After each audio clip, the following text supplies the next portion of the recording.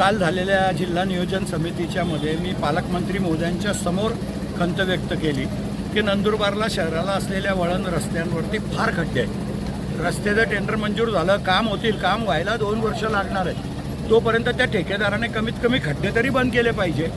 आणि नंदुरबार शहराच्या बायपासला service road आहे त्या टेंडरमध्येच, तर सर्व्हिस रोडचं काम चालू केलं पाहिजे। कारण नॅशनल हायवेच्या कामाला समजा वेळ लागेल तरी सर्व्हिस रोड जर चालू झाला तर पर्यायाने अर्धी वाहतूक किंवा शहरातली वाहतूक सर्व त्याच्यावर डायव्हर्ट होते। तर सर्व्हिस रोड चालू करायला सांगितलं तर कमीत कमी लोकांना कळून जाईल माझं अतिक्रमण कुठपर्यंत। डिमार्केशन जरी झालं तर लोक अतिक्रमण काढायला सुरुवात करतील, नाहीतर मग शेवटी पोलीस बळाच्या जीवावरती अतिक्रमण काढता येईल। पण याची सुरुवात तरी केली पाहिजे। पण काल दुर्दैवानं DPDCच्या मीटिंगमध्ये ते कार्यकारी अभियंता हजर नव्हते। सर, पण ऐन पावसाळ्याच्या तोंडावरती ठेकेदारांकडनं कामच सुरू केले गेले, हे कुठेतरी चुकीचं आहे असं वाटत नाही का? किंवा अधिकाऱ्यांना त्यांना ताकीद द्यायला पाहिजे किंवा अधिकाऱ्यांवर कारवाई व्हायला पाहिजे? नाही, अधिकाऱ्यांवर कार्यवाही पाहिजे एवढा मोठा मी नाही, पण मी नंदुरबार शहरातले गणपतीच्या दृष्टिकोनातून आम्ही आता आदिवासी गौरव दिनाच्या निमित्तानं सुद्धा खड्डे बंद केले होते मुरुम टाकून। आता गणपतीच्या निमित्तानं सुद्धा आम्ही खड्डे बंद करायचं नियोजन शहरातलं गणपतीचा मार्ग केला आहे।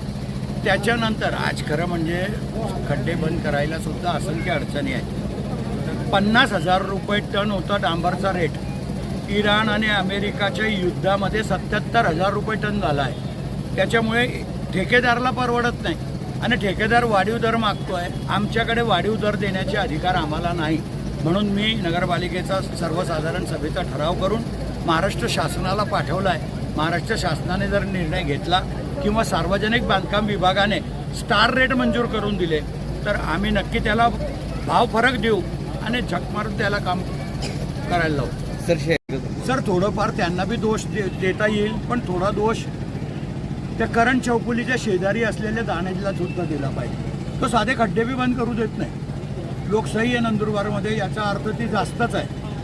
जमिनीचा मालक एवढ्या लहानपणापासून मी 67 वर्षाचा आहे, मी 10 वर्षाचा होतो तेव्हापासून प्रकाशाचा रस्ता पाहतोय, तरी तो खड्डे बंद करू देत नाही आणि प्रशासन काहीच करत नाही। तो अडचण आणतो म्हणून। अरे, पोलीस प्रशासन कशासाठी आहे? कायद्याचं राज्य आहे। एकदा सर्व प्रशासनाने उभं राहून सर्व खड्डे बंद करायला लावायचे। करण चौफुलीच्याच परिसरामध्ये 200 मीटरमध्ये जेवढे खड्डे आहेत की त्याचा हिशोबने लाज वाटते या शहरामध्ये यायची।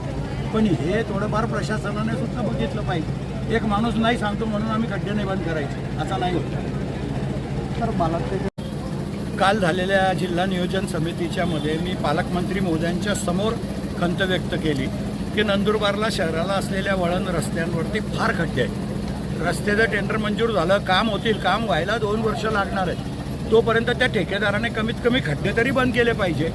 आणि नंदुरबार शहराच्या बायपासला सर्व्हिस रोड आहे त्या टेंडरमध्येच, तर सर्व्हिस रोडचं काम चालू केलं पाहिजे। कारण नॅशनल हायवेच्या कामाला समजा वेळ लागेल तरी सर्व्हिस रोड जर चालू झाला तर पर्यायाने अर्धी वाहतूक किंवा शहरातली वाहतूक सर्व त्याच्यावर डायव्हर्ट होते। तर सर्व्हिस रोड चालू करायला सांगितलं तर कमीत कमी लोकांना कळून जाईल माझं अतिक्रमण कुठपर्यंत। डिमार्केशन जरी झालं तर लोक अतिक्रमण काढायला सुरुवात करतील, नाहीतर मग शेवटी पोलीस बळाच्या जीवावरती अतिक्रमण काढता येईल। पण याची सुरुवात तरी केली पाहिजे। पण काल दुर्दैवानं DPDCच्या मीटिंगमध्ये ते कार्यकारी अभियंता हजर नव्हते। सर, पण ऐन पावसाळ्याच्या तोंडावरती ठेकेदारांकडनं कामच सुरू केले गेले, हे कुठेतरी चुकीचं आहे असं वाटत नाही का? किंवा अधिकाऱ्यांना त्यांना ताकीद द्यायला पाहिजे किंवा अधिकाऱ्यांवर कारवाई व्हायला पाहिजे? नाही, अधिकाऱ्यांवर कार्यवाही पाहिजे एवढा मोठा मी नाही, पण मी नंदुरबार शहरातले गणपतीच्या दृष्टिकोनातून आम्ही आता आदिवासी गौरव दिनाच्या निमित्तानं सुद्धा खड्डे बंद केले होते मुरुम टाकून। आता गणपतीच्या निमित्तानं सुद्धा आम्ही खड्डे बंद करायचं नियोजन शहरातलं गणपतीचा मार्ग केला आहे। त्याच्यानंतर आज खरं म्हणजे खड्डे बंद करायला सुद्धा असंख्य अडचणी आहेत। 50,000 रुपये टन होता डांबरचा रेट, इराण आणि अमेरिकाच्या युद्धामध्ये 77,000 रुपये टन झाला आहे। त्याच्यामुळे ठेकेदाराला परवडत नाही आणि ठेकेदार वाढीव दर मागतो आहे। आमच्याकडे वाढीव दर देण्याचे अधिकार आम्हाला नाही, म्हणून मी नगरपालिकेचा सर्वसाधारण सभेचा ठराव करून महाराष्ट्र शासनाला पाठवला आहे। महाराष्ट्र शासनाने जर निर्णय घेतला किंवा सार्वजनिक बांधकाम विभागाने स्टार रेट मंजूर करून दिले तर आम्ही नक्की त्याला भाव फरक देऊ आणि झक मारून त्याला काम करायला लावू। सर, थोडंफार त्यांना बी दोष देता येईल, पण थोडा दोष त्या करण चौफुलीच्या शेजारी असलेल्या दानेजला सुद्धा दिला पाहिजे. तो साधे खड्डे बी बंद करू देत नाही. लोकशाही आहे नंदुरबारमध्ये, याचा अर्थ ती जास्तच आहे.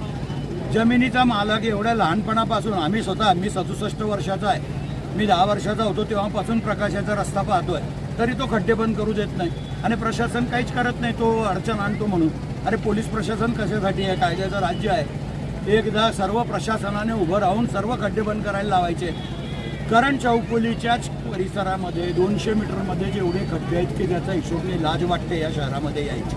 पण हे थोडंफार प्रशासनाने सुद्धा बघितलं पाहिजे. एक माणूस नाही सांगतो म्हणून आम्ही खड्डे नाही बंद करायचे, असं नाही होत. तर मला ते